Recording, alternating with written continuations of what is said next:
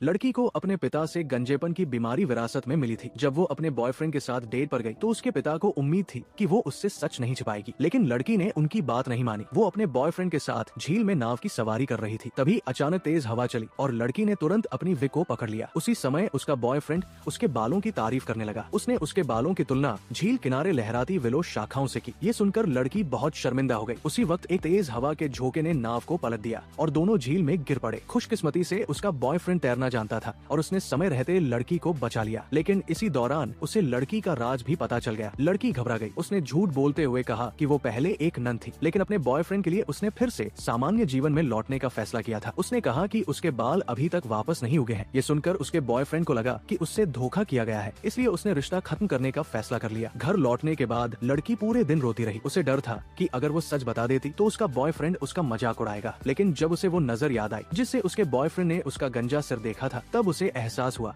कि उसे उसके गंजेपन से कोई फर्क नहीं पड़ा था। वो सिर्फ इसलिए नाराज था क्योंकि लड़की ने उससे झूठ बोला था। इसके बाद लड़की ने फैसला किया कि वो अपने बॉयफ्रेंड के पास जाकर उसे सब सच बताएगी। वो चुपके से अपने पिता से बचते हुए छतों के ऊपर से दौड़ती हुई उसके घर की ओर निकल पड़ी, लेकिन उसका घर बहुत दूर था और जब तक वो वहाँ पहुँची तब तक रात काफी हो चुकी थी। लड़की को लगा कि उसका बॉयफ्रेंड सो चुका होगा, इसलिए उसने वही खड़े होकर माफी मांगने की प्रैक्टिस शुरू कर दी। वो अपने गंजेपन का पूरा सच जोर जोर से बोलकर बताने लगी, बिना ये जाने कि उसका बॉयफ्रेंड सब सुन चुका है। तभी उसने सोने का नाटक करना बंद किया और लड़की से कहा कि वो उसे पहले ही माफ कर चुका है। उसने ये भी कहा कि वो जैसी भी दिखती हो वो फिर भी हमेशा उसके साथ रहना चाहता है। आखिरकार दोनों खुशी खुशी साथ रहने लगे।